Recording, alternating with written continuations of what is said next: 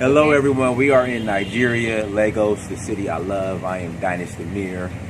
I'm with my friend Grace, my beautiful friend Grace. Guys, I'm so happy to see Grace. I'm happy to see you too. Thank you. Thank you for coming. So guys, you've heard him. I'm in Lagos with Dynas Amir. Dynas came in yesterday. From Benin. Dynas is a Nigerian, born in America, raised in America, but who has found His roots in Nigeria. So today I'm here to speak with him and just get into his mind and get him to share some of his experiences traveling in Africa and being an African born in America. So a displaced African who happens to be in America. Okay, tell me, how did you find yourself in Africa? So, long story made short, in 2011 I was making good money. So a friend told me, Fitzgerald Stevens, who, for those who follow me, subscribe to my page, search for Uhuru. You guys know Fitzgerald. He suggested that, instead of working so much, I need to take a vacation. So originally I was going to go to Brazil. I was going to go to Brazil and get and chase a bunch of beautiful Brazilian women and just have fun and party. But the trip ended up not happening. So a friend of mine said, Dynas, you really need to go to Tanzania. Go check out this country called Tanzania, you'll love it. So I started to research Tanzania, or Tanzania, however you call it. There's a island, beautiful island, called Zanzibar. Zanzibar. Yes, there's also the famous Zanzibar. There we go, famous Zanzibar. At the time I was living in LA, and there's a club in LA called Zanzibar, and I didn't know Zanzibar was a real place. So I went, I fell in love, and I'm like, you know what? I want to travel throughout Africa because, the images they share in the west of Africa is that of poverty, famine, disease, little kids walking around. Look at this is beautiful. Look, we got palm trees. Look at the palm trees. We have palm trees. Africa's beautiful, but the images we get, disease, famine, crisis, war, little kids running around barefooted with AK-47s, malnourished with the big bellies. That's all we got. So when I went for the first time in 2011, I'm like, oh my God, I need to figure out a way where I can make money. Why would you want to live in America when you could live in a place like Zanzibar, on the water, or here in Nigeria, which is beautiful, Freetown, which I absolutely love. Why live in America when you could live in beautiful places at half the cost? So, I just started to travel throughout Africa. I've been to like 15 or 16 countries now. So that's impressive. Okay, so having been to Africa, having been to Nigeria, you've been to several African countries, but you've particularly found yourself liking Nigeria. Yes. And what attracted you to Nigeria? What really made you choose Nigeria? I think my personality, I fit right here in Nigeria. How? I don't know, I'm very, like upbeat, aggressive, hype. I fit right here. My personality, I fit more in Nigeria. So does that mean Nigerians are more aggressive, Of course. have more aggressive outlook towards life, or? Yeah, exactly. Nigerians love the hustle. Nigerians love to work hard. Not saying Africans don't work hard, but Nigerians, they work hard. They hustle. The most successful people outside of sports, as far as black people right now, are Nigerians. As far as when you talk about innovation, right now Nigerians are leading in innovation. I just wish that this innovation will help more, will benefit Nigeria more versus it benefiting the West. Because every time I hear about a Nigerian creating something, they're either in America or they're in Europe, and America and Europe, they benefit more than Nigeria itself. But, like I said, Nigeria now is the hub of innovation. Bright minds are coming out of Nigeria. And like I said, overall, Nigeria is a great place. It's the blackest country on the planet. What do I mean? There are 200 million black people in one country.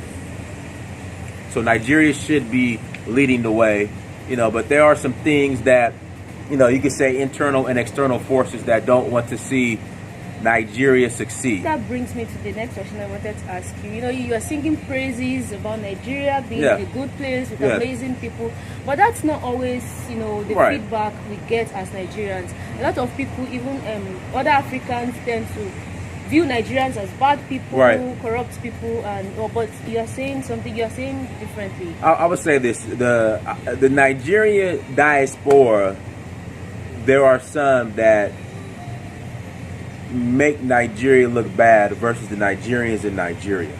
So I understand there are some in the diaspora who will rub you the wrong way, or who would paint Nigeria in a bad light. But when you actually come to Nigeria, the people are friendly, the most friendliest people you will ever meet here in Nigeria. But outside of Nigeria, sometimes they don't represent Nigeria properly, and that will rub people the wrong way and keep them from wanting to come and explore Nigeria.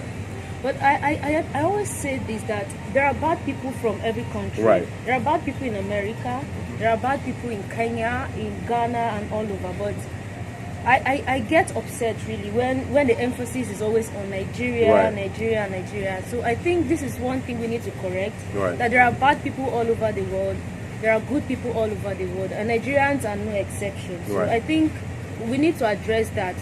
Guys, let's get this straight. There are bad people all over, just as there are good people. So the few Nigerians out there doing bad do not represent the entirety of the Nigerian citizens. Like I said, you travel. Well, I would say this too. Well, Nigerians have the largest population. I mean, largest black population on the planet. I think Nigeria makes 20% of the entire African population. Right, and then Nigeria has the largest diaspora on the planet as well. Wherever you go, there's a Nigerian. Because we love to travel. Exactly. We love to discover new places. We love to explore and take opportunities. So we are all over. So outside of Black America, you know, Nigerians are the most visible. So with that being said, because Nigerians are the most visible, obviously because when a black person is doing something negative, the media is going to spotlight that more than the positive. So that's why, you know, the few bad apples, Nigerian bad apples, you know, get more of a platform, because that's just the way media is. And in turn, it paints Nigeria in a negative light. But Nigeria is beautiful. You have to come to Nigeria. Come to Nigeria. I was in Benin. I'm so close to home. I got homesick. I was in Benin Republic. I didn't have any plans on coming to Nigeria this trip. I was going to come back to March. I was just here in November. But I was in Benin Republic. I said, you know what? I need to come home. Just next door. I said, I got to come home. So I came home.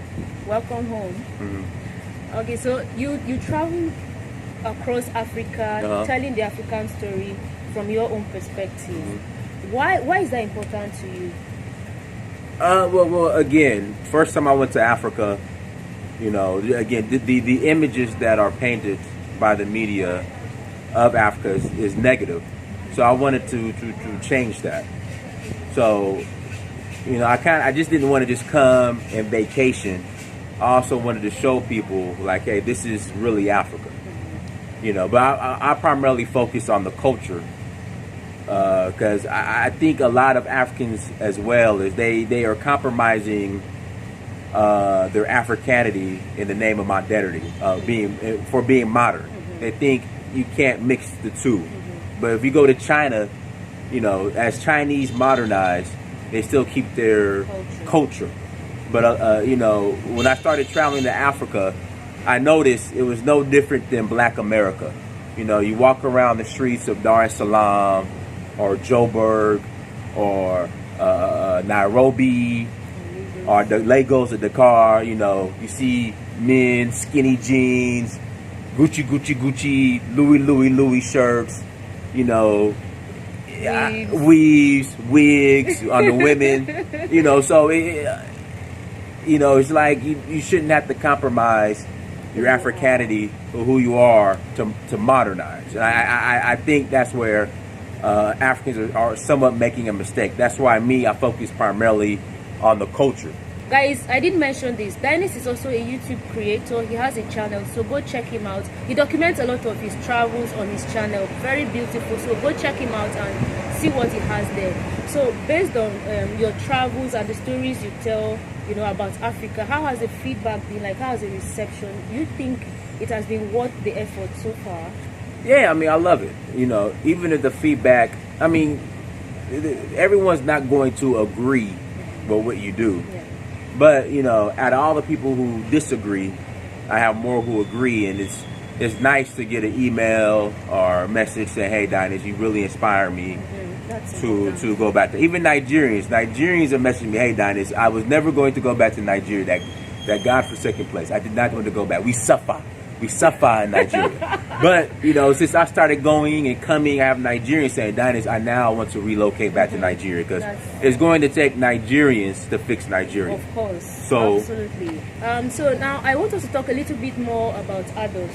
Okay. Right? So how do you think Africans can foster better relationships with ADOS? Because, there's this disconnect.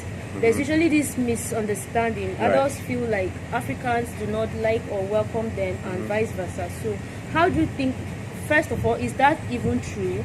If that's true, how do you think we can foster better relationships? Well, I would say this. Me, at one time, I supported ADOS. And let me tell you why. I agree that the United States government owes a debt to the descendants of slaves who built America. I agree with that. Now, the anti-immigrant, especially the anti-African immigrant rhetoric, I disagree with. I think that the problem I have is now ADOS will have a lot of anger and resentment towards African immigrants in Africa, but they don't have that same resentment towards white people.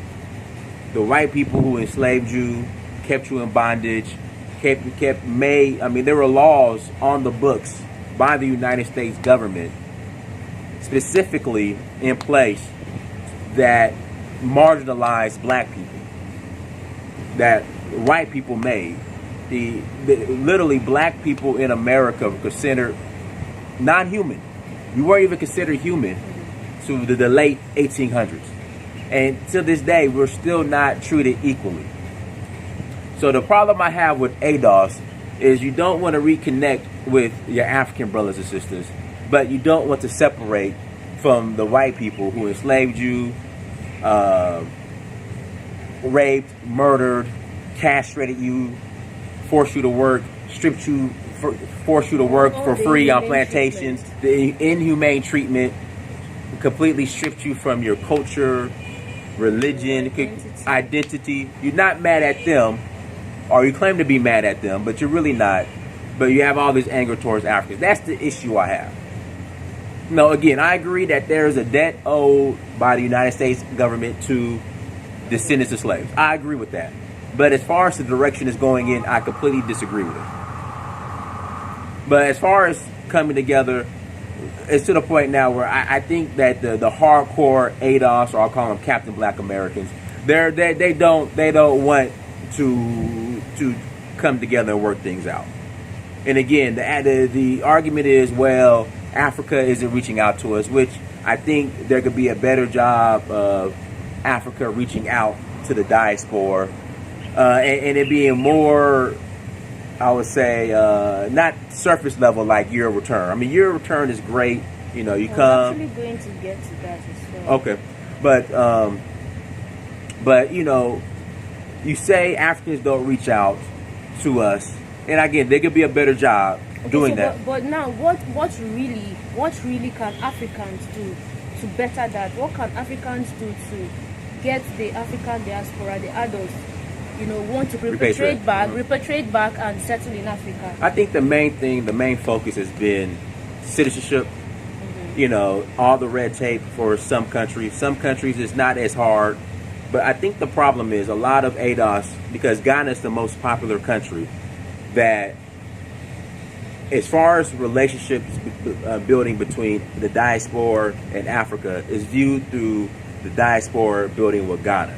So if so there's a lot of red tape as far as citizenship to get in regards to for ADOS getting citizenship in Ghana. They take it as if it's a representation of the entire continent.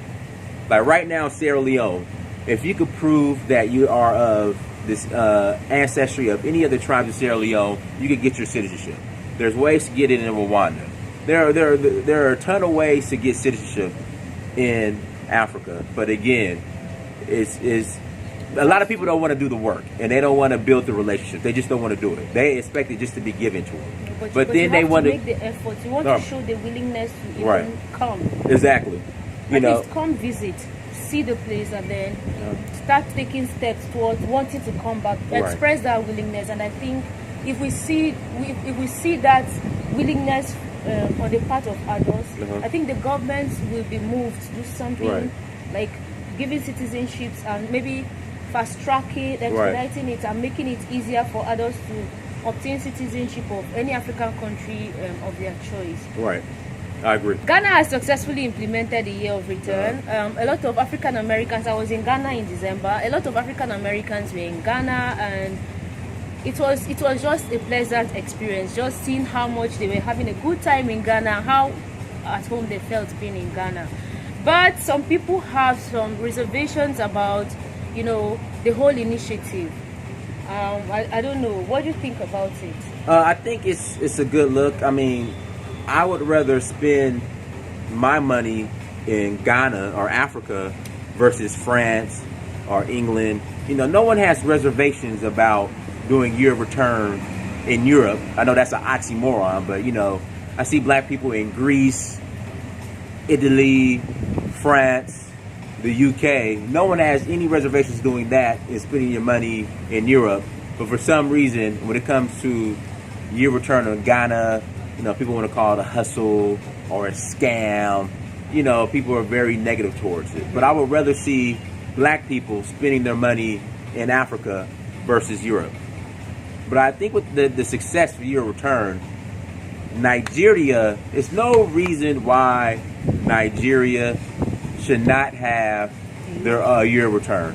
Especially if you look at the history of the slave trade, the majority of the slaves came from Nigeria. Yes. They came from Nigeria. They were probably marched to Badagry or Porto Lagos, or even because during the wars between Dahomey, which is present-day Benin Republic, and the you had the Oyo Empire, these Yoruba kingdoms, they were at war. So a lot of Yoruba slaves were captured and shipped out of Ouida.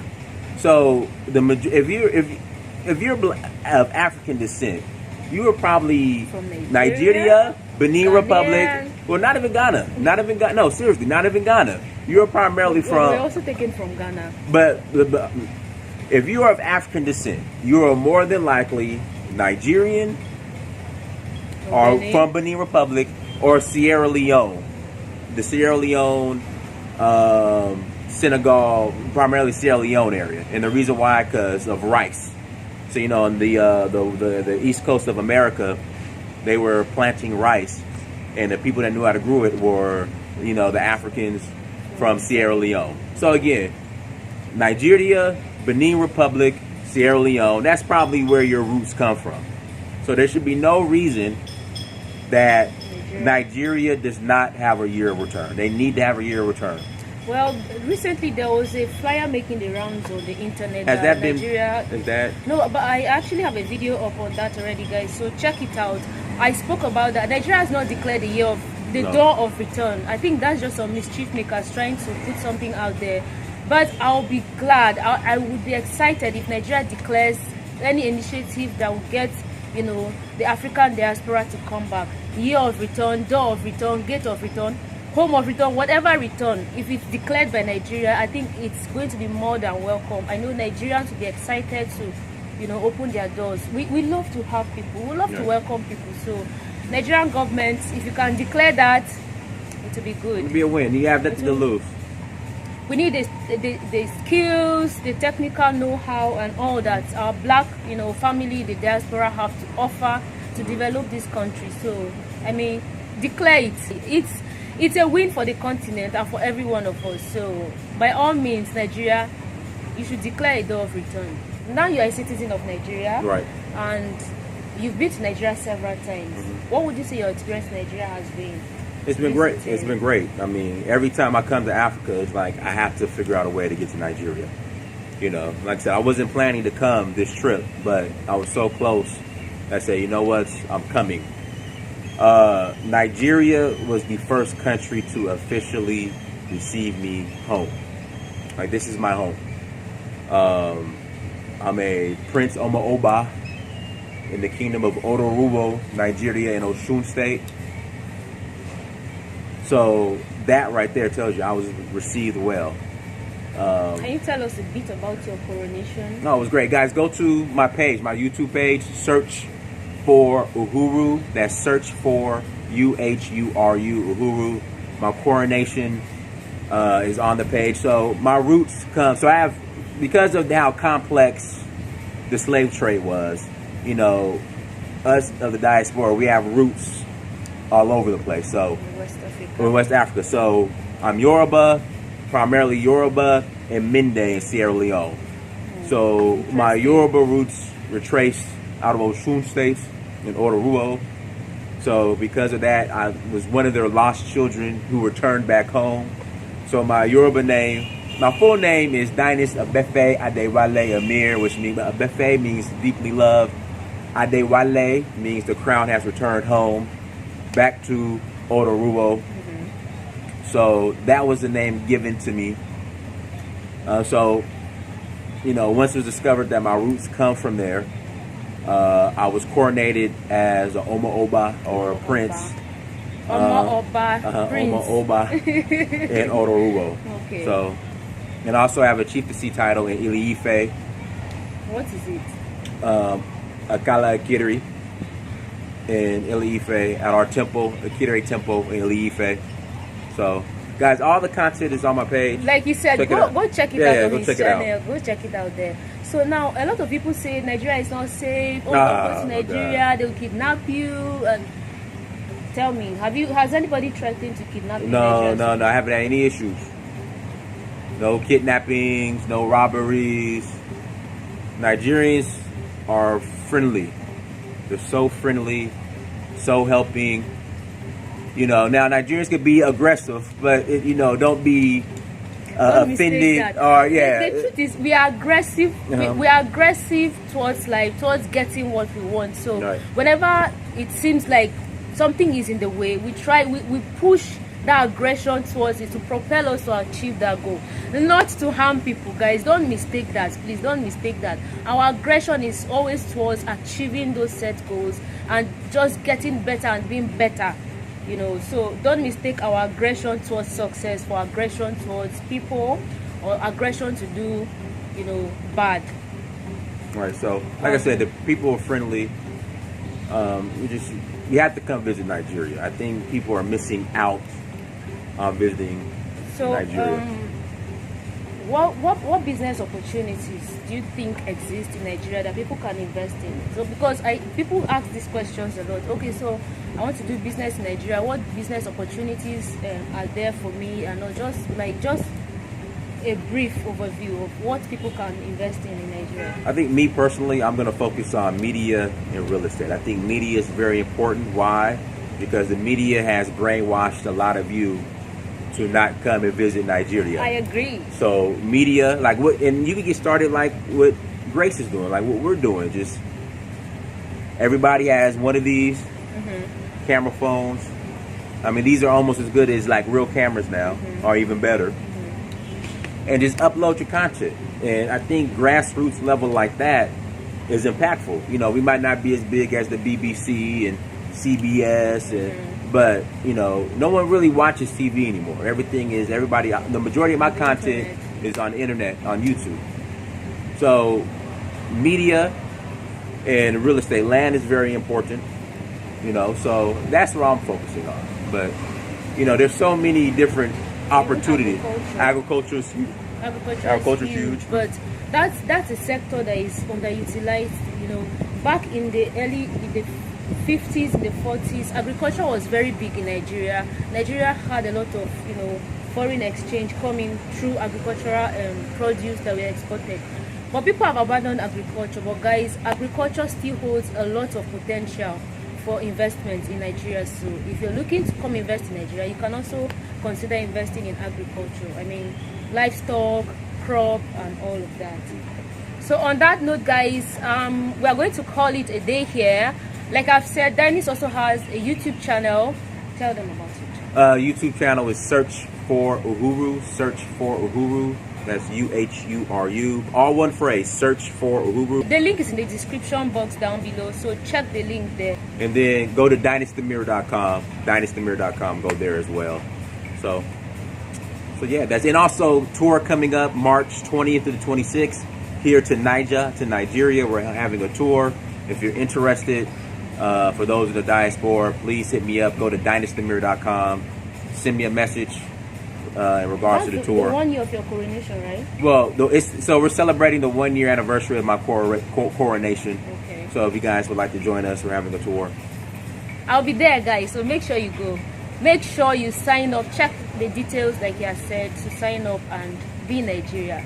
We want to welcome you. Thank you guys for watching. If you've not subscribed, don't forget to hit the subscribe button and the bell beside it. I'll see you guys in my next video. Bye. Bye bye.